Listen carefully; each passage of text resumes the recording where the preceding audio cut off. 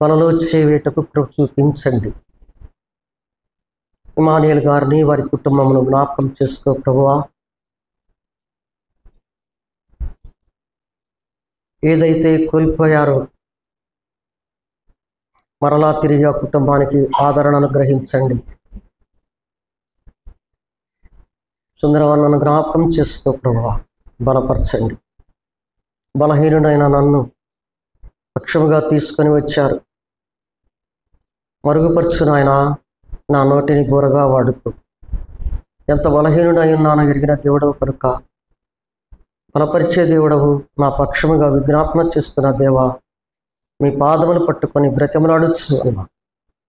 మీ ఆత్మాభిషేకముతో నింపు, నోటిని మాత్రము బోరగా వాడుకొనమని రక్షణకర్త అయిన యేసుక్రీస్తు ప్రభు యొక్క ఘనమైన నామములు ప్రార్థించి వేడుకొనుచున్నాను తండ్రి, ఆమేన్. ప్రభునందు ప్రియమైన సహోదర సహోదరులారా, కొంత డిస్టర్బెన్స్గానే ఉంది. వాక్యం కూడా సరిగ్గా ధ్యానం చేయలా, దేవుడి చిత్తానికి అప్పగించుకున్నాం. ఈ దినము అమ్మలేని లోటు ఉంది, మరి మమ్మలేని లోటు. ఎందుకంటే మొదటిగానే బెరాకలో కూడా శనివారం ప్రార్థనకి వస్తే ఏదన్నా ప్రార్థన కూడికి జరిగితే ఫస్ట్ ప్రార్థన చేసేది అమ్మే. ఇక్కడ కూడా ముందు మైకి తీసుకొని ఆరాధించే తల్లి. ప్రభు చిత్తాన్ని బట్టి, ప్రభు పిలుపుని బట్టి మహిమలోకి చేర్చబడింది. విజ్ఞాపనకర్త అయినటువంటి యేసుక్రీస్తు ప్రభు సన్నిధిలో ఉంది. ఆ కుటుంబం యొక్క ఓదార్పు కొరకై మనము విజ్ఞాపనకర్త అయినటువంటి ప్రభు యొక్క పాదాలు పట్టుకొని ఆ కుటుంబం యొక్క ఓదార్పు కొరకై, ఆదరణ కొరకై మనము ప్రార్థన చేయబద్దులమై ఉన్నాం. అన్న చెప్తాడు వాక్యము అని అనుకున్నాను. రాత్రి ఫోన్ చేస్తే కాదులే అన్న అన్నాడు. నేనైతే మాకు బంధువులు వచ్చారు, నేను కొద్దిగా 2-3 రోజుల నుంచి డిస్టర్బెన్స్లో ఉన్నా. నేను కూడా వాక్యం సరిగా ధ్యానం చేయలేదు. ప్రభు చిత్తానికి అప్పగించుకొని ప్రభు పాదస్థానికి చేరగలిగాను. ప్రభు తన ఆత్మ నడిపింపును ఇవును కాక, ఆమేన్. చదవబడినటువంటి లేఖన భాగాన్ని మనం గమనిస్తే కీర్తనాకారుడు అంటున్నాడు, ఏమంటున్నాడు? నేను అది నేను ఎవరివాడు? దావీదు దేవుని వాడు. నీవు నేను ఎవరి వారము?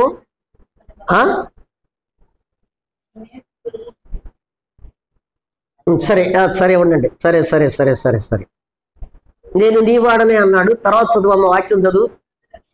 నన్ను రక్షించుము, నీ ఉపదేశములను నేను, ఉపదేశం అంటే ఆయన వాక్కు, ఆయన మాట, ఎదుగుచూ ఉన్నాను, నన్ను రక్షించు. ఇక్కడ దావీదు దేవుడు తన ఎడల చేసినటువంటి మేలులు, ఉపకారాలను ఒక్కొక్కటిగా జ్ఞాపకం చేసుకుంటూ వస్తున్నాడు. ఎలాగంటే 119వ కీర్తన 94వ వచనం చదువమ్మా. నే ఉపదేశములను వెదకుచూ ఉన్నాను. నేను నీ ఉపదేశములను నేను వెదకుచూ ఉన్నాను. నేను నీ వాడనే, నన్ను రక్షించుము. 94వ కీర్తన 94వ వచనం, 125వ వచనం చదవండి. ఇప్పుడు 119, 125. నేను నీ సేవకుడను. అదే 119వ కీర్తన 19వ వచనం చదవండి. నేను పరదేశిని, నేను భూమి మీద పరదేశినై ఉన్నాను.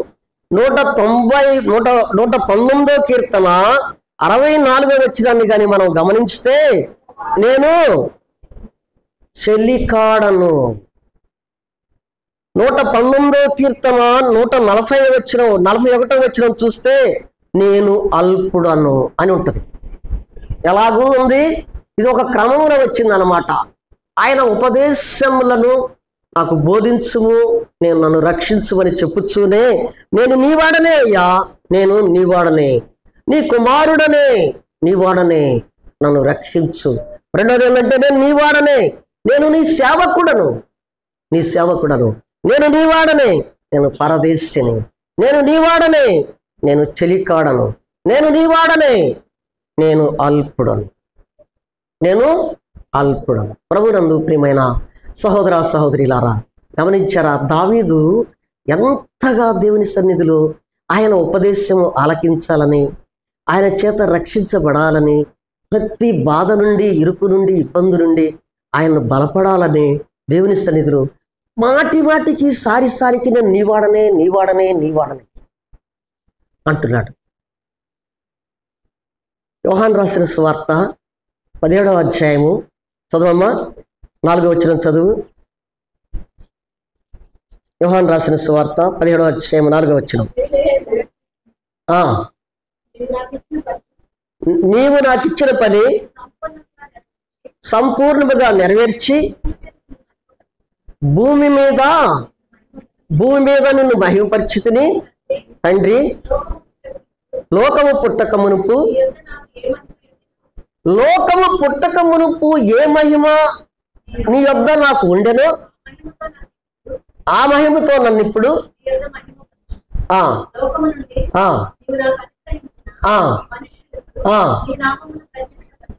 నీ నామమున యేసుక్రీస్తు ప్రభువారు, వాక్యమైనటువంటి యేసుక్రీస్తు ప్రభువారు, వారికి నీ వాక్యమును ఇచ్చి ఉన్నాను.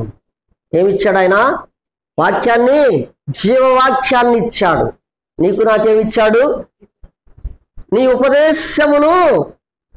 ఏమంటున్నాడు దావీదు? నీ ఉపదేశమును ఎతుకుచూ ఉన్నాడు. ఈయనంటున్నాడు, తండ్రి వద్ద ఉన్నటువంటి మహిమను పొందినటువంటి యేసుక్రీస్తు ప్రభువారు, యేసు జ్ఞాపన చేస్తున్నటువంటి యేసుక్రీస్తు ప్రభువారు అంటున్నాడు, వారు నీ వాక్యమును, నీవు నేనేం చేశాము? దేవుని యొక్క వాక్యాన్ని మనం ఏం చేశాము? గైకొని ఉన్నటువంటి వాక్యమును మనము ఏం చేయాలంటే చదవాలి, వాక్యమును వినాలి, వాక్యమును భుజించాలి, ధ్యానించాలి. వాక్యము చదువుట కంటే, వినుట కంటే, ధ్యానించుట కంటే కూడా ముఖ్యమైనది ఏది? వాక్యము గైకొనట కంటే కూడా ముఖ్యమైనది ఏది? ఏది? వాక్యానుసారంగా జీవించటం. వాక్యం చదువుతాం, వాక్యం బోధిస్తాను, నేను ప్రయోజనం ఏముంది నాకు? వాక్యానుసారంగా జీవించటమే ప్రభు కోరుకున్నది. ప్రభు కోరుకున్నది ఏంటంటే, ఒరే బాబు, రక్తం ఇచ్చి కొన్నాను రా నిన్ను, నీవు వాక్యం ఇచ్చాను, నీకు ప్రభువునిచ్చాను, ప్రభువు జీవాహారం అయ్యాడు రా, నీకు ఆహారాన్ని ఇచ్చాను, జీవాహారాన్ని ఇచ్చాను, వాక్యం ఇచ్చాను, ధ్యానించిన కృపనిచ్చాను, అన్నిటిని ఇచ్చాను. కానీ అన్నిటికంటే ముఖ్యముగా నీవు వాక్యానుసారమైన జీవితాన్ని జీవించు. వాక్యం ఎవరు? యేసుక్రీస్తు ప్రభువారు. యేసుక్రీస్తు ప్రభువారు ఎలాగూ జీవించాడు అలాగే నువ్వు జీవించాలరా, అలాగే నువ్వు జీవించాలి సహోదరుడా, సహోదరి. వాక్యానుసారముగా జీవించాలి. ముందు మనం వాక్యం చదవటం గొప్ప కాదు, వాక్యం చదవటం గొప్ప కాదు, ప్రార్థన చేయటం గొప్ప కాదు, ఏది గొప్ప కాదు. వాక్యానుసారముగా జీవించాలి. మనం ఇంకొక మాట చెప్తున్నా, ఇక్కడ నేను బాగా గమనించింది ఏంటంటే, నేను ఈ మందిరంలో గమనించింది ఏంటంటే, ఈ సంవత్సరంన్నర నుంచి వస్తున్నా, అసలు ప్రైజ్ లాడ్ చెప్పుకునే పనే లేదు ఇక్కడ. అదైతే నాకు చాలా ఇప్పుడు వేదనగానే ఉంటుంది. బక్సింగ్ గారు ప్రార్థన అయిపోగానే ఒకరికొకరు వందనాలు, ప్రైజ్ లాడ్లు చెప్పుకోమని చెప్పారు. అదే వాక్యానుసారంగా జీవించటం. అది లేకపోతే ఇంకెందుకు?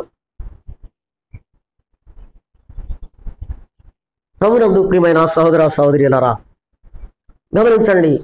కొద్ది చాలా ఉన్నాయి చెప్పాలంటే, కానీ నేను టైం తీసుకోను, ఎందుకంటే కొద్ది సమయమే. యాకోబు పత్రిక, ఎబ్రీలు పత్రిక కంటే ముందుంటుంది అనుకుంటా. చూడండి 1వ అధ్యాయం 22వ వచనంలో, వినువారు మాత్రమై ఉండి మిమ్మల్ని మీరు మోసపుచ్చుకొనకుండా వాక్య ప్రకారము ప్రవర్తించువారయుండు. అదే కాదండి, ఏమంటారు? వినువారు మాత్రమై ఉండి మిమ్మల్ని మీరు మోసపరుచుకోకుండా వాక్య ప్రకారము అది ఇక్కడ ఏంటంటే నేను అక్కడ నాకు అర్థమైంది ఏంటంటే, నన్ను నేను అర్థం చేసుకుంటే, నేను కింద కూర్చొని వాక్యం వినేటప్పుడు తలకాయ తాటికాయలా ఊపుతా ఇట్ట. ఇక చెప్పేవాళ్ళు అబ్బా ఏం చెప్తున్నాడు రా, ఏం వింటున్నాడు రా పిల్లలు అనుకుంటాం. కానీ తర్వాత చూస్తే ఏమీ లేదు. వాడు ఎందుకు ఊపుతున్నాడు వాడికి అర్థం కాదు, నేను ఎందుకు ఊపుతున్నాను నాకు అర్థం కాదు. ఈయన చెప్పే వాక్యం మంచిదే, ఆత్మీయమైన ఆహారమే పెడుతున్నాడు. నేనైతే మాత్రము కింద కూర్చొని ఊపుడు నా ఊపుడు చూసి వాక్యం చెప్పే అయ్యగారు బెత్తరపోతాడు అనమాట. అబ్బా ఏం ఆలకిస్తున్నాడు అని వచ్చి ఒక్క ప్రశ్న అయితే సమాధానం చెప్పలేం. నేను ఎందుకు ఇంత స్పష్టంగా మీతో చెప్తున్నానంటే, పరిశుద్ధులైనటువంటి బిడ్డలమైనటువంటి నిన్ను పోలి నడుచుకోవాలి. ఇవన్నీ కాదు, ఆయనను పోలి నడుచుకోవాలి. ఆయనను పోలి నడుచుకున్నప్పుడు వాక్యము చాలా జాగ్రత్తగా వినాలి. ఎంత జాగ్రత్తగా వింటామో అంత ఆరాధన చేస్తాం. ఆరాధనలో ఎలా చేస్తున్నారో ఆరాధన చెప్పేవాడికి అర్థమైపోద్ది. అందుకనే వాక్యం ఎలా చెప్తున్నాడు, ఏ ఒక్క పదాన్ని మన మనసులో ఉంచుకొని ఆ పదాన్ని ఎత్తిపట్టి వాక్యం చెప్పాలి. అందుకని యాకోబు భక్త కోటికి రాస్తూ ఈ మాట చెప్తున్నాడు. ఏమంటున్నాడు? మీరు వినువారు మాత్రమై ఉండి మిమ్మల్ని మీరు మోసపరుచుకొనకుండా వాక్య ప్రకారము ప్రవర్తించువారయ్యుండుడే. వాక్య ప్రకారము ప్రవర్తించువారయ్యి ఉండాలి. ఇప్పుడు చూద్దాం. ఎప్పుడు నేను నీ వాడనే, నేను నీ సేవకుడను, నేను పరదేశిని, నేను చెలికాడను, నేను అల్పుడను. అది 119 కీర్తనలోనే ఉన్నాయి. అటే చుట్టే తిరుగుదాం. ఇప్పుడు మనం ఆ చుట్టే తిరుగుదాం. చూడండి, గమనించండి. మొదటిగా చూస్తే 119 కీర్తన 94వ వచనం. నీ ఉపదేశములను నేను వెతుకుతూ ఉన్నాను, నేను నీ వాడని. చాలు నేను నీ వాడనే అయ్యా ప్రభువా, నీ ఉపదేశాలు నీ వాక్యం వెతుకుతూ ఉన్నాను అయ్యా, నేను నీ వాడని, రక్షించు. ఇప్పుడు ఒక ప్రశ్న, నా ప్రశ్న వేసుకుంటా ముందు, తర్వాత మీ ప్రశ్నలోకి వస్తా. నేను ఎవరి వాడను? నువ్వు ఎవరి దానవు? నువ్వు ఎవరి వాడవు? చెప్పాలి. ఇప్పుడు దావీదు అంటున్నాడు నేను నీ వాడిని అంటున్నాడు, నేను నీ వాడిని అంటున్నాడు. ఆరాధిస్తున్నటువంటి మనము, ఆయన మన కోసమై బలి అయిపోయినటువంటి యేసుక్రీస్తు ప్రభువారు అమూల్యమైన రక్తాన్ని చిందించి వెల ఇచ్చి కొనబడినటువంటి మనము, ఆయన నీ కొరకై దేవుడుగా మానవుడిగా వచ్చి సరిపోతే నీకు నాకు రక్షణ లేదు.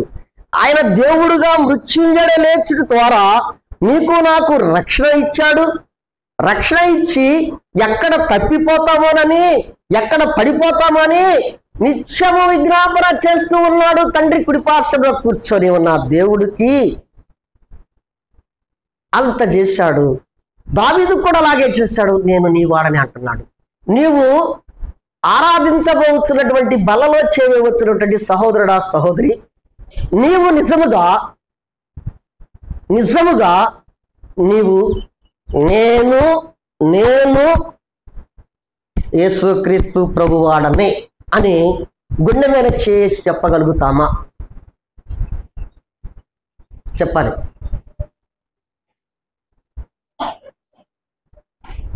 నేను ఎవరి వాడినై ఉన్నాను? నేను క్రీస్తు వాడినై ఉన్నానని చెప్పి అపోస్తులైనటువంటి పౌలు చెప్తున్నాడు. ఆ ధైర్యం ఎలా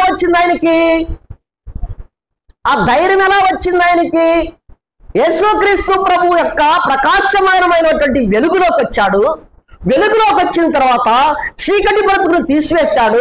చీకటి బ్రతుకులో నుండి వెలుగులోకి వచ్చిన తర్వాత ఆ వెలుగు సంబంధమైనటువంటి యేసుక్రీస్తు ప్రభువారు, వాక్యమైనటువంటి యేసుక్రీస్తు ప్రభువారు, వాక్యాన్ని ఇచ్చినటువంటి యేసుక్రీస్తు ప్రభువారిని స్వార్థం ప్రకటిస్తూ ఖండాలకు పోయి స్వార్థం ప్రకటించిన తర్వాత అన్నాడు నేను ఎవరి వాడను?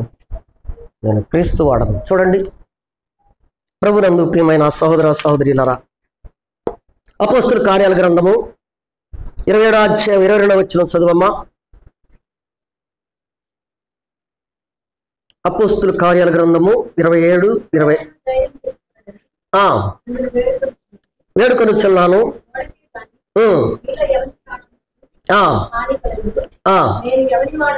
నేను ఎవడి వాడను, నేను ఎవరిని సేవించుచున్నానో ఆ దేవుని దూత గడచిన రాత్రి వాడలో ప్రయాణిస్తున్నటువంటి వారు, భయభీతులైపోయినటువంటి వారు, ప్రాణాపాయ స్థితిలో ఉన్నటువంటి వారు, నేను నీ వాడనే, దేవుడు నాకు తోడై ఉన్నాడు అనే నిశ్చయత కలిగినటువంటి అపోస్తుడైనటువంటి పౌలు మాట్లాడుతున్నటువంటి మాట ఏంటంటే, గత రాత్రి దూత నా వద్దకు వచ్చి మాట్లాడింది. నేనేమై ఉన్నాను? నేను క్రీస్తు వాడనే, నేను క్రీస్తు వాడనే అని బహుధైర్యముగా ప్రాణాపాయ స్థితిలో భయభీతులై సముద్రము మధ్యలో ఉన్నటువంటి ప్రజలకు ఒక వర్తమానాన్ని ఇస్తున్నాడు. నీవు నేను అలాగ చేయగలుగుతామా? ఆరాధిస్తున్నటువంటి సహోదరుడా సహోదరి, ప్రభునందు ప్రియమైన సహోదర సహోదరులారా, గమనించండి. నువ్వు ఎవరి వాడవు, నువ్వెవరి దానము, నేనెవడి వాడను. అందుకని అపోస్తులైన పౌలు యవనస్తులైనటువంటి తిమోతికి ఈ రీతిగా రాస్తూ ఉన్నాడు. 2వ తిమోతి పత్రిక 2వ అధ్యాయము 19వ వచనం. ప్రభు తన వారిని వెతుకును,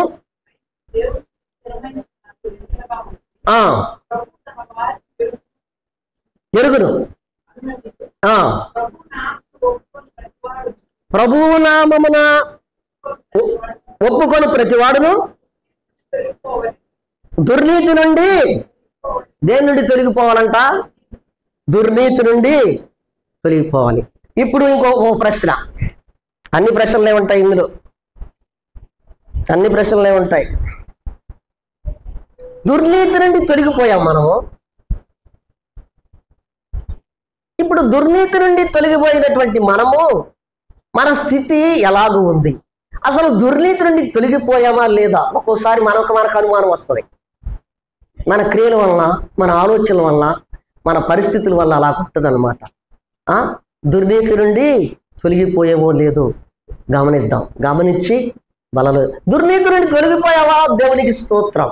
లేదా ఏదైనా దుర్నీతి, ఏదైనా వాక్యములకు వ్యతిరేకముగా ఉన్నటువంటిది ఏదైనా ఉంటే, నీవు ప్రభు పాద సన్నిధిలో నీవు మోకరిల్లి, ప్రభువా నేను ఆరాధనకు వచ్చానయ్యా, ఆరాధనకు వచ్చినటువంటి సమాజ మందిరములో నీ పరిశుద్ధులతో కూడా నేను మోకరిల్లాను అయ్యా, నేను ఈ వారంలో ఇలాగ చేశాను, నన్ను క్షమించు నాయన అని ప్రభు పాద సన్నిధిలో మనము ఒప్పుకొనవలసినటువంటి వారమై ఉన్నాం. ప్రభు నందు ప్రియమైన సహోదర సహోదరిరారా, అసలు ఎవరికి వారంగా పరీక్షించుకుంటే మనం నిలవలేమేమో. శరీరంలో ఉన్న బలకీలతో కనుక చాలా భయంకరమైన పరిస్థితులు.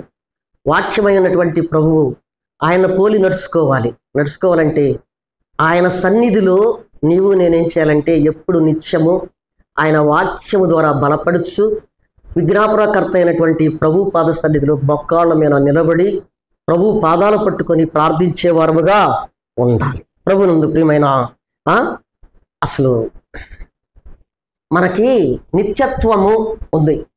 ఇప్పుడు మనం నిత్యత్వంలోకి వెళ్తున్నాము.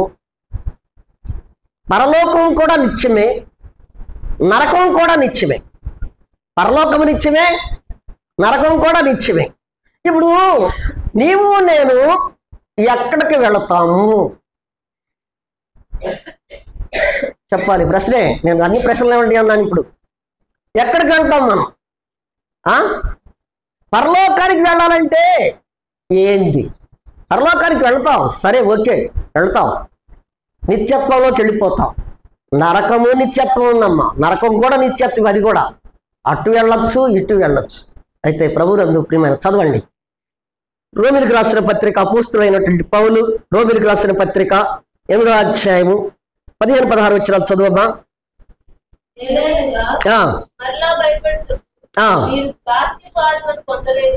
దాస్యపు ఆత్మను పొందలేదు కానీ దత్తపుత్రాత్మను ఆత్మ కలిగిన వారమై మనము అబ్బా తండ్రి అని. దత్తపుత్రాత్మ, అపవిత్రాత్మ నుండి తండ్రి యొక్క ఆత్మలోకి నిన్ను నన్ను నడిపించాడు. మన దేవుని పిల్లలమని పరిశుద్ధాత్మ చేత నడిపించబడుతున్నటువంటి సాక్ష్యం ఏంటి అమ్మా? ఆత్మ తానే మన పక్షముగా సాక్ష్యం ఇస్తాడు. ఆ సాక్ష్యం ఇవ్వాలంటే ఇప్పుడు నేనున్నాను, ఎవరైనా మళ్ళీ మీతో చేస్తే చాలా ప్రమాదంగా ఉంటుంది. నన్ను నేనే పోల్చుకోవాలి, ఫస్ట్ చెప్పేవాడు పోల్చుకోవాలా. నేను ఆత్మ తానే సాక్ష్యం ఇస్తున్నది, సాక్ష్యం ఇవ్వాలి. ఆ సాక్ష్యం ఇవ్వాలంటే నేను ఎలాగూ ఉండాలి చెప్పండి, ఎలాగూ ఉండాలో చెప్పండి. మనము దేవుని పిల్లలమని ఆత్మ తానే సాక్ష్యం ఇవ్వాలి. దేవుని కుమారుడు, నేను దేవుని కుమారుడని సాక్ష్యం ఇవ్వాలంటే ఇప్పుడు నాలో ఏముండాలి? దేవుని ఆత్మ ఉంది, ఆత్మే సాక్ష్యం ఇస్తుంది.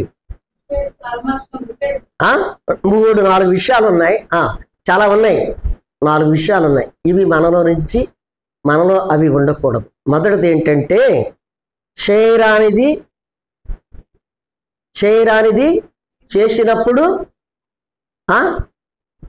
చేసినప్పుడు ఆత్మను మనము దుఃఖపరుస్తున్నటువంటి వారు, అప్పుడు సాక్ష్యం ఇవ్వదు. రెండవది ఏంటంటే అనరాదినిది అనినప్పుడు. మూడవదిగా చూడకూడనిది చూసినప్పుడు. నిలవకూడని స్థలములో నిలిచినప్పుడు. అనకూడనిది అనినప్పుడు, చూడకూడనిది చూసినప్పుడు, చేయరానిది చేసినప్పుడు. ఇప్పుడు చెప్పండి, ఆత్మ సాక్ష్యం ఇవ్వాలి అంటే ఈ మనలో లేవా, ఉన్నాయా? అనకూడదు నేనన్నా నన్ను నేను ముందు చూడకూడనిది, ఉండకూడని స్థలంలో ఉన్నామనుకో, మనం ఈ స్థలానికి వెళ్ళకూడదు అనుకున్నాం అనుకో, ఆ స్థలంలో ఉంటే చేయకూడదు చేసామనుకో, వాక్యానుసారంగా నడవటం కాదది. దురాత్మ చేత నడిపించబడుతున్నటువంటి వారము, ఆరాధిస్తున్నటువంటి మనము, బలలో చేస్తున్నటువంటి సహోదరుడా సహోదరి, నేను ఎందుకు చెప్తున్నానంటే ఈ మాట, మనము నేత్రాశ, శరీరాశ, జీవపు డంబము, అది దేవుడినే శోధించే అమ్ముడు. మత్తయి రాసిన సువార్త 4వ అధ్యాయం అనుకుంటా ఉంటుంది. అరణ్య కొనిపోబడినప్పుడు అపవాది తీసుకొని వచ్చి, అది ద్వితోపదేశ కాండములో లేఖన భాగాన్ని ఎత్తిబట్టి అపవాది యొక్క నోటిని మూపించి పంపించేసేసాడు దేవుడు, యేసుక్రీస్తు ప్రభువారు. ఆయన పోలి నడుచుకోవాలి. అందుకనే ముందే చెప్పాను నేను, చదువుట కాదు, వినుట కాదు, ధ్యానించుట కాదు, ఇవన్నీ కాదు, వాక్యానుసారముగా జీవించాలి అని. ఎప్పుడైతే మనం వాక్యానుసారముగా జీవిస్తున్నామో ఇవి మనలో ఉండకూడదు. ఇవి దేనిలో ఉండకూడదు? అప్పుడు ఆత్మ సాక్ష్యం ఇచ్చింది. ఉన్నాయా లేవా? ఎవరిలో ఉందో నాలో ఈ 4 ఉన్నాయి. ఎవరికి వారిగా పరీక్షించుకుందాం, సరిచేసుకుందాం, బలలో చెయ్యి వేద్దాం. ప్రభునందు ప్రియమైన సహోదర సహోదరీరా, గమనించారా? నేను నీ వాడినే అని ఎంత ధైర్యంగా చెప్పుచున్నాడండి దావీదు. అపోస్తలుడైన పౌలు నేను ఎవడి వాడనో, నేను యేసుక్రీస్తు ప్రభువాడు అంటున్నాడు. షూలమ్మితి అంటుంది, నేను నా ప్రియుడు దానను,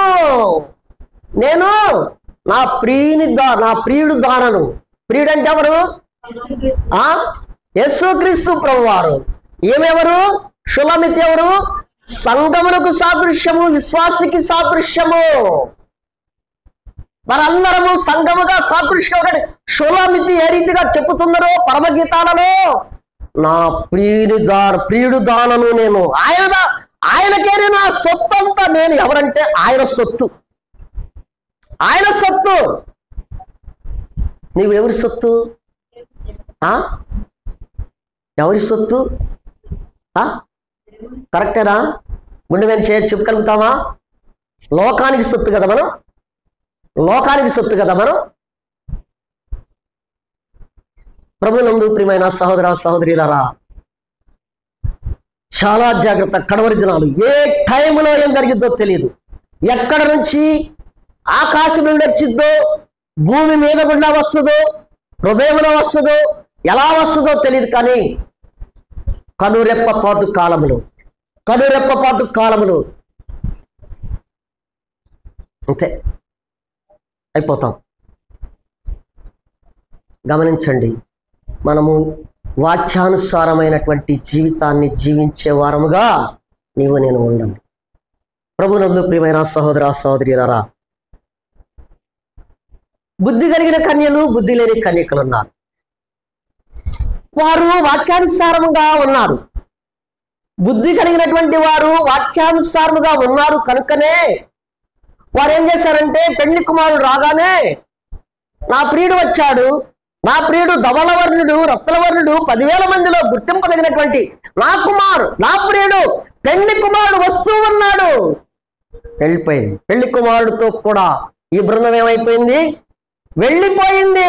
బుద్ధి లేని కన్యకలు చూడకూడదు చూశారు, నిలవకూడని స్థలంలో ఉన్నారు. వారు అయిపోయారు. తలుపు వేయబడింది. ఏమంటున్నాడు? నేను నీ వాడనే నిన్నే వాడిని అన్న. ఎగిరేరు 5 ఎగిరేరు. ఇక్కడ బాగా సింధులేశారు. వచ్చే ముందు వరకు కూడా సింధులేశారు, కాగడాలు పట్టుకున్నారు, డాన్సులు వేసారు, వేసేసారు. మొత్తం అయిపోయింది. ఓపిక అయిపోయింది. ఎడకెక ఓపిక అయిపోయిన తర్వాత ఉన్నారు. ఎవరన్నా ఓపిక ఇవ్వమంటే ఎవడిస్తాడు? ఓపిక ఇంకా అయిపోయిన తర్వాత ఇప్పుడు అంటున్నాడు, దేవుడు అంటున్నాడు తలుపేసిన తర్వాత, అయ్యా తలుపుది, అయ్యా నేను ఇట్లా, నా పని ఇట్లా, నాది ఇట్లా, ఇట్లా అయినా కానీ నువ్వెవరో నాకు తెలియదు పో అన్నాడు. నువ్వెవరో మీరెవరో నాకు తెలీదు. నిత్య జీవం వస్తుందని ఆశపడి ఎదురు చూసినటువంటి వారు, చూడకూడనిది చూసినటువంటి వారు, వినకూడనిదంటే వినినటువంటి వారు ఇలాంటి పరిస్థితిలో ఉన్నప్పుడు చివరికి వారు ఏమైపోయారంటే, దేవుడు నేను మిమ్మల్ని వెరుగనుకోండి అన్నాడు. అంతే. నీ నా స్థితి అంతేనేమో, అంతేనేమో. గమనిద్దాం. ప్రభునందు ప్రియమైన, ఒక ఇన్సిడెంట్ జరిగిన తర్వాత ఆ ఇన్సిడెంట్స్ మనసులో పెట్టుకొని ఇంటికి వెళ్తే, నాకైతే నా వరకైతే మాత్రం నాకు భయం వేసి పడుకున్న తర్వాత, అలా జరిగింది నాకు కూడా. అట్లా ఆలోచన చేస్తుంటే గుండె నొప్పి వచ్చింది కదా వారికి, అట్లా చనిపోయారు కదా. ఇక్కడ ప్రారంభమైద్ది మనకి, అబ్బో నాకు కూడా వస్తుందిరా నాయనో. ఇక నిద్రలేదు, పైన కూర్చోటమే. కూర్చొని తెల్లారులు ఇదేముండదు అక్కడ. ప్రభునందు ప్రియమైన సహోదర సహోదరులారా, గమనించారా?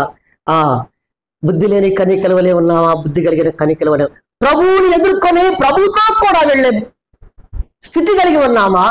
నిత్యత్వంలోకి వెళ్ళే వాళ్ళు ఉన్నామా? పాతాళములకు వెళ్ళేది అది నిత్యమే. ఎలాంటి స్థితిలో ఉన్నామో ఒక్కసారి గమనించుకున్నాం. రెండవదిగా మనం గమనిస్తే 119వ కీర్తన 125వ వచనాన్ని చదవండి అమ్మా. నేను నీ సేవకుడను, నీ శాసనములు గ్రహించినట్లు ఏం చేయమంటాడంట? సేవకుడికి ఏం చేయాలా? సేవకుడు అంటే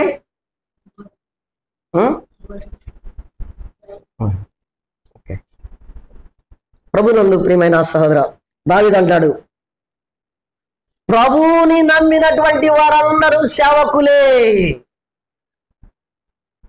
ప్రభు యొక్క రక్తము చేత కడగబడి, కొనబడి, ఆయన సొత్తైనటువంటి ప్రజగా చేయబడినటువంటి ఓ విశ్వాసి, ఓ సహోదరి సహోదరుడా, మనందరము కూడా ప్రభు పిల్లలు మాత్రమే కాదు, ప్రభు యొక్క సేవకులము. సేవకుడు ఏం చేయాలి? దేవుడు అప్పగించే పనిని చేయాలి. అది చేయాలి కదా. ఖచ్చితంగా చెప్పాలి. మీరు ఖచ్చితంగా చెప్పాలి. దేవుడు అప్పగించబడినటువంటి పనిని నేను నీ వాడనే. అప్పుడు ఏమంటాడంటే, దేవుడు అప్పగించడం. అయ్యగారు అయితే మాత్రం ఖచ్చితంగా అంటారు, నాకు లేదు అయ్యగారు. ఎందుకంటే ఆయనకు అప్పగించబడినటువంటి పనిని అదే స్థానంలో ఇంకొకళ్ళు ఉంటే ఇట్లా ఉండడం.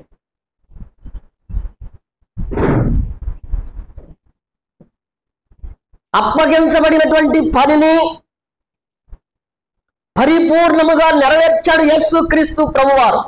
యేసుక్రీస్తు ప్రభువుని పోలి నడుస్తున్నటువంటి సేవకులైనటువంటి మనము కూడా ప్రభు అప్పగించబడినటువంటి పనిని పరిపూర్ణముగా నెరవేర్చేవారుగా ఉండాలి. అది అసంపూర్తి కాదు.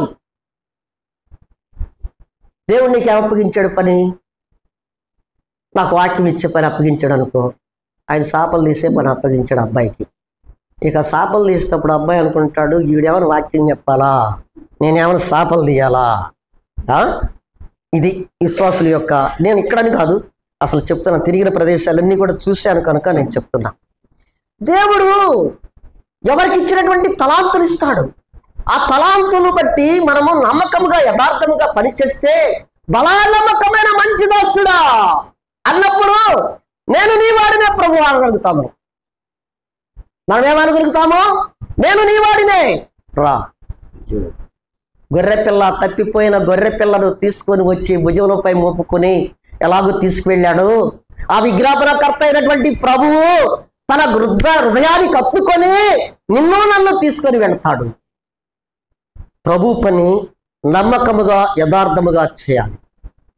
ప్రభునందు ప్రియమైన సహోదర సహోదరీరా, గమనించారా? యోహాను సువార్త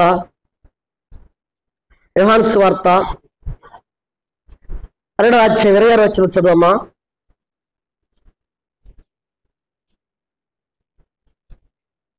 ఒకడు నన్ను సేవించిన ఎడలా, చదువమ్మా.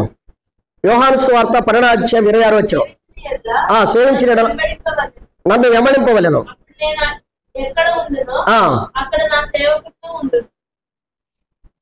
చాలమ్మా. నేను ఎక్కడ ఉందినో, మనం ఎవరు అని చెప్పుకున్నాం, ఇప్పుడు సేవకులు అని చెప్పుకున్నాం కదా. ఆయన ఎక్కడుండాలో అక్కడే ఉన్నాడు. ఆయన ఎక్కడున్నాడు? మరి అక్కడికి వెళ్ళాలి కదా. తండ్రి, నీవు అప్పగించబడినటువంటి పనిని నేను సంపూర్తిగా నెరవేర్చితిని అని ప్రభు అన్నాడు. ప్రభు అప్పగించినటువంటి పనిని పౌలు వారు కూడా నెరవేర్చాడు. నీవు నేను కూడా సేవకులమైనటువంటి మనము, ఆయన పాద సన్నిధిలో ఉండవలసినటువంటి మనము దేవుడిచ్చినటువంటి పనిని నెరవేర్చేవారు. అసలు దేవుడు ఏమి ఇచ్చాడు పని నీకు నాకు?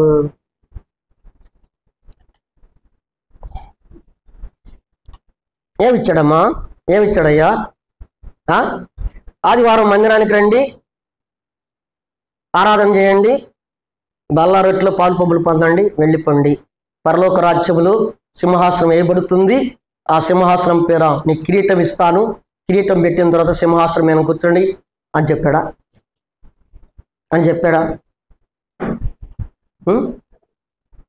సరే ఉండండి. ఒక వ్యక్తి ఉంది, బైబిల్లోనే ఉంది, బైబిల్లో ఉన్న విషయాలే చెప్తున్నా నేను, ఒక వ్యక్తి ఉంది, ఆమె బహుభ్రష్టురాలు, ఇజ్రాయెల్ ప్రజలకు అసహ్యించుకునేటువంటి స్త్రీ. అలాంటి స్త్రీ ఒకానొక సందర్భంలో మిట్ట మధ్యాహ్న కాల సమయంలో సమరయ ప్రాంతంలో యాకోబు బావి దగ్గర కూర్చున్నటువంటి ప్రభు వద్దకు వచ్చింది. ప్రభు వద్దకు వచ్చినటువంటి ఆ స్త్రీ ఒకే ఒక ప్రశ్న అడిగాడు, నీకు ఎంతమంది భర్తలు? చెప్పేసింది. యాకోబు, నీ పేరేంటి? యాకోబు కాదు, నీ పేరేంటి అడిగింది. ఏంటంటే యాకోబును పెనుగులాడుతున్నప్పుడు అందరి దగ్గర అబద్ధాలు చెప్పుకుంటూ వచ్చి చివరికి ప్రభు చేతిలో పడ్డాడు. ప్రభు అన్నాడు, నీ పేరేంటిరా బాబు అన్నాడు. అన్నప్పుడు అయ్యా నా పేరు యాకోబు అయ్యా అన్నాడు. నీ పేరు ఇశ్రాయేల్ అనబడను. ఆశీర్వదించాడు. అంతే. ఈమె కూడా ఎంతమంది అంటే చెప్పేసిన తర్వాత ఆమె కొండను విడిచిపెట్టి ఆయన ఇచ్చినటువంటి నువ్విచ్చే జీవజలము, ఈ రోజుకి నేనిచ్చే జలము అది నిత్య జీవజలము. ఆ నిత్య జీవజలాన్ని పొందింది, త్రాగింది, తన భ్రష్ట జీవితాన్ని విడిచిపెట్టి ఏం చేసింది? ప్రభు నేను నిలొస్తానందా? ఏం చేసిందామా? పరుగున వెళ్ళింది గ్రామంలోకి. విన్న వాటిని కన్న వాటిని మెస్సియా వచ్చాడు, నేను చేసిన వాటిని అన్నిటినీ నాతో చెప్పి వేశాడు. రండి చూడండి, ప్రభువుని చేర్చుకున్నారు.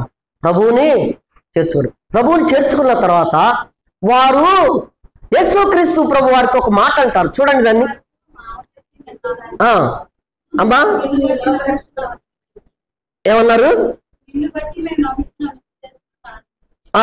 చదువమ్మా. యోహాను సువార్త 4వ అధ్యాయంలో ఉంటుంది చూడండి.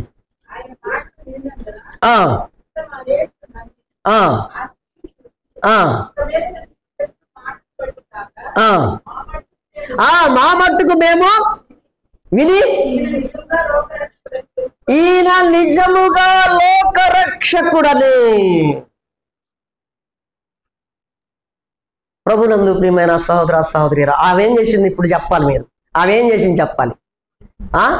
దేవుని స్వార్థను ప్రకటించింది. మరి నేను నీ వాడనే అని మనం అంటున్నామే, ఆయన చెప్పినటువంటి పనిని నెరవేర్చే వారంగా ఉండాలి కదా. మరి దేవుని యొక్క పనిని నెరవేరుస్తున్నావా? కనీసం ఊరికి చెప్పపోయినా మన కడుపును పుట్టిన బిడ్డల కన్నా ప్రభువుని గురించి చెప్తున్నావా? మనకి కడుపును పుట్టినటువంటి బిడ్డల కన్నా స్వార్థం చెప్తున్నావా? వారినన్నా మందిరానికి తీసుకొస్తున్నామా? శానా ఏం చేశాడు? వాడు అనేకమైన దయ్యాలతో దిగంబరుడైనటువంటి వాడు, సమాజంలో ఉన్నటువంటి బిగ్గరగా అరుస్తున్నటువంటి వాడు, వారిని చూస్తూ ఆ గ్రామంలో ఉన్నటువంటి వారందరూ కూడా భయకంపితులైపోయినటువంటి వారు. ప్రభువును చూశాడు.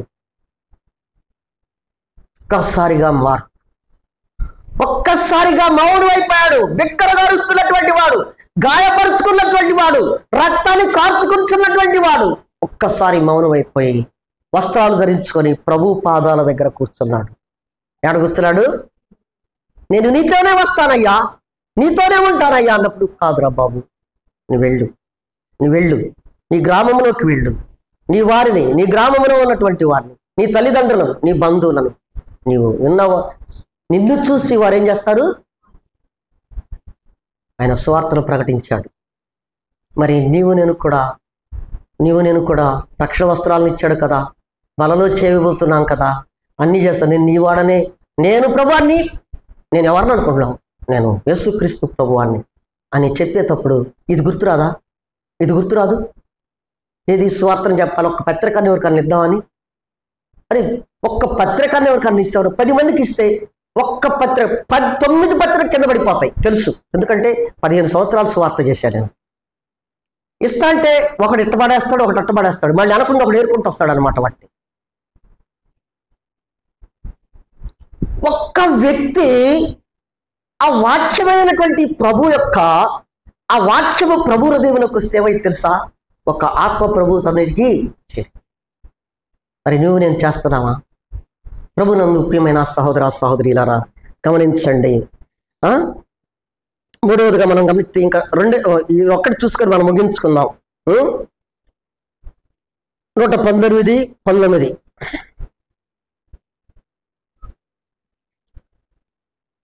కీర్తన 119. నేను భూమి మీద పరదేశినై ఉన్నాను,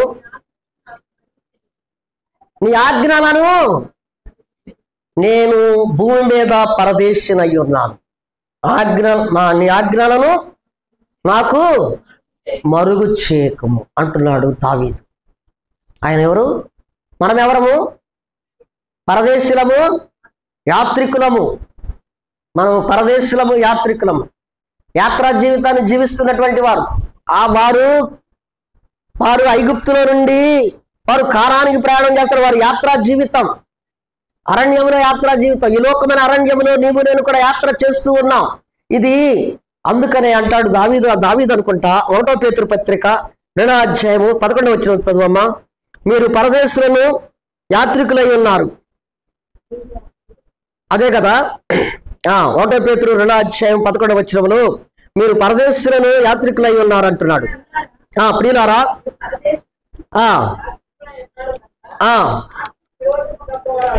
ఆత్మకు విరోధముగా పోరాడు, శరీరాశలను విసర్జించి ఆ ఆ ఆ దర్శన దినమున దేవుడిని మహింపరచినట్లు వారి మధ్య మనం ఎలాగుండాలి? మంచి ప్రవర్తన కలిగినటువంటి మనం యాత్రికులము, పరదేశులము, యాత్రికులమై ఉన్నటువంటి మనము అన్ని జనుల మధ్య మనం ఎలాగుండాలి? మన ప్రవర్తన ఎలాగుండాలి? మన ప్రవర్తనను మంచి ప్రవర్తన కలిగి ఉండి జాగ్రత్త కలిగి ఉండాలి. ప్రభునందు ప్రియమైన, అందుకనే భక్తుడైనటువంటి దావీదు అంటాడు, పితరుడైన అబ్రహాము జీవిత కాలం అంతా పరదేశుడుగాను యాత్రిగాను. అది అబ్రహాము ఎలా ఉన్నాడంటే ఆయన యాత్రా జీవితం అంతా కూడా పరదేశీగానే ఉన్నాడు.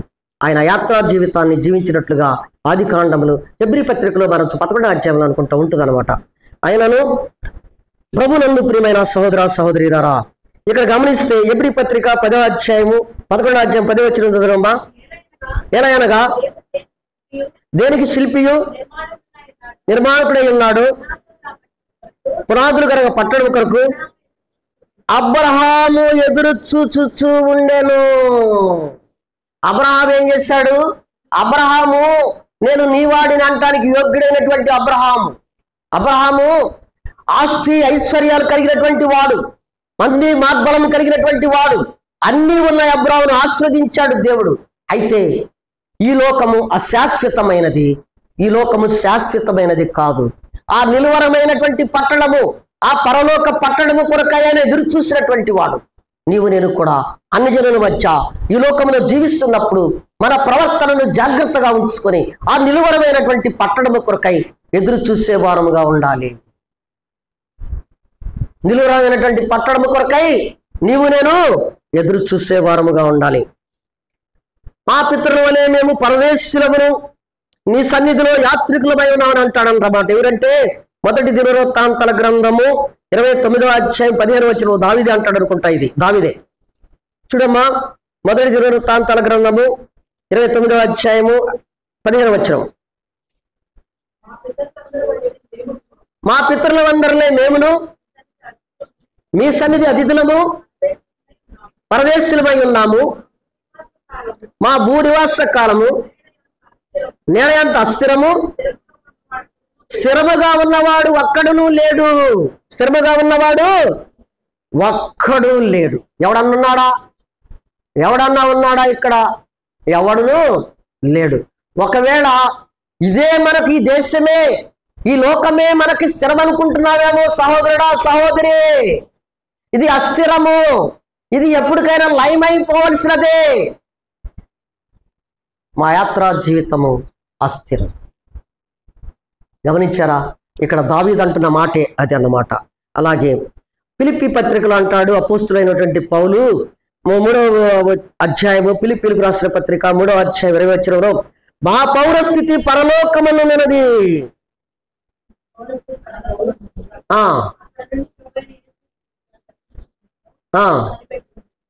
కనిపెట్టుకొని మన పౌరస్థితి ఎక్కడది?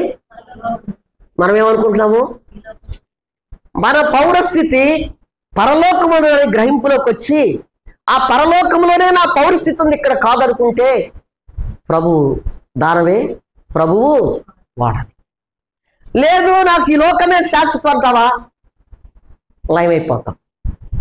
లయమైపోతాం.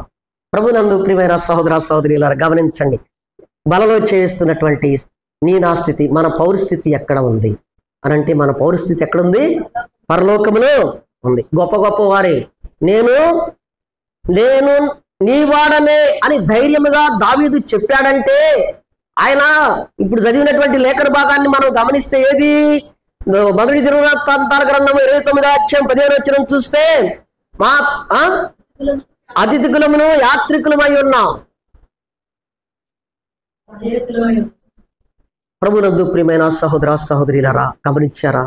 దావీదే అంతటి మాట అన్నాడు. నీవు నేనెంత? దావీదు ఇష్టానుసారుడైనటువంటి మనుషుడయ్యాడు. ఎందుకో తెలుసా? నేను నీవాడేనని ధైర్యంగా చెప్పగలుగుతున్నాడు. ఇది కాదు, అబ్రహాము అదే అంటున్నాడు, ఇది కాదు నా పౌరస్థితి పరలోకమున ఉన్నది. నీవు నేను కూడా అలాంటి గ్రహింపులోకి వచ్చే వారంగా ఉండాలి. ఇది కాదు, ఇది అశాశ్వతమైనదయా, ఇంతలో కనబడి అంతలో మాయమైపోయే ఆవిరి వంటి మన జీవితాలు ఎప్పుడు లైవ్ అయిపోతామో తెలియనటువంటి స్థితిలో వాతావరణంలో భయంకరమైన కాలుష్యాలు ప్రవేశిస్తున్నాయి. ఏ రోగం ఎటువైపు నుంచో వస్తుందో తెలియదు. ఇప్పుడు బాగానే ఉంటాం, కొద్ది సమయంలోనే మనం ఏమైపోతాం, లైవ్ అయిపోతామో తెలియనటువంటి పరిస్థితిలో ఉన్నప్పుడు నీవు నేను ప్రభు దానవు ప్రభు వాడను అనిపించుకోవాలంటే, ఆ స్థితి నీకు నాకు కలిగి ఉండాలంటే నువ్వు ఎలా ఉండాలంటే నా పౌరస్థితి పరలోకమనుతున్నది అనే నిశ్చయత కలిగి నీవు నేను ఉండాలి. చివరిదిగా చూడండి 119 63 వచ్చిన చదువమ్మా.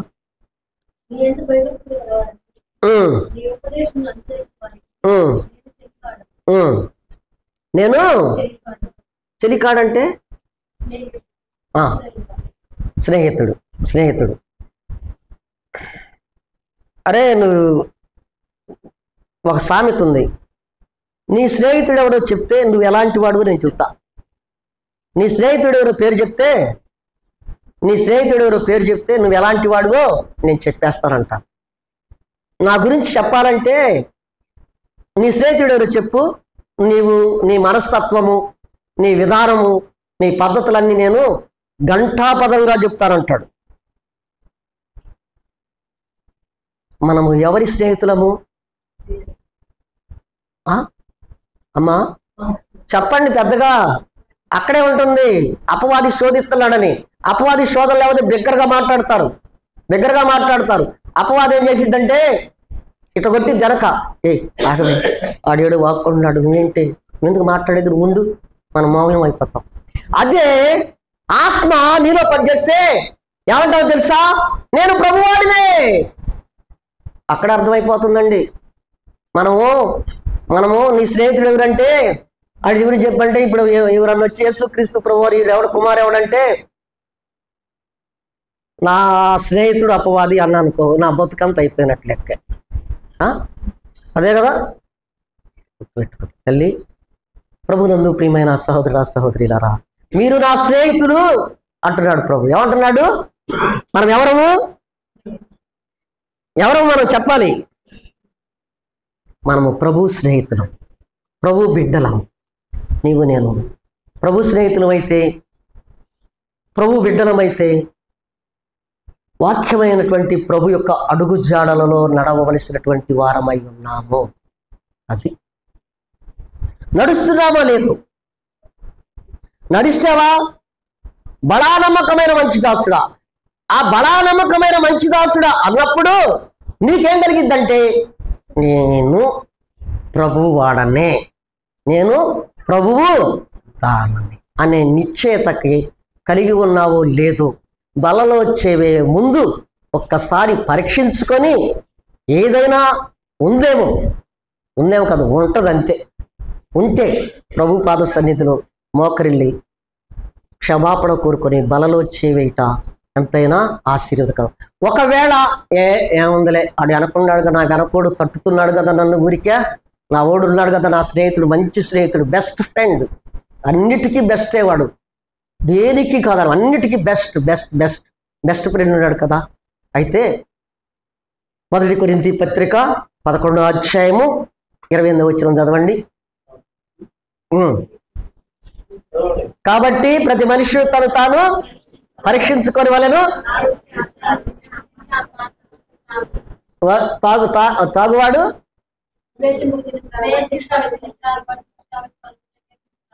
శిక్షావిధి కలుగొట్టకే వాడు అంటాడు, తినమంటాడు. ఎందుకంటే మనకు శిక్ష కావాలి, వాడికి శిక్ష కావాలి కనుక అందుకని పరీక్షించుకొని నేను ప్రభువు వాడిని నిశ్చేతకు వచ్చాం. అయ్యా నేను యథార్థంగా వాక్యానుసారంగా జీవిస్తున్నాను కనుక నేను నీ వాడనే అనే బలలో చేవేట అంత ఆశీర్వాదం. దేవుడి వాక్యం ఆశీర్వదించు.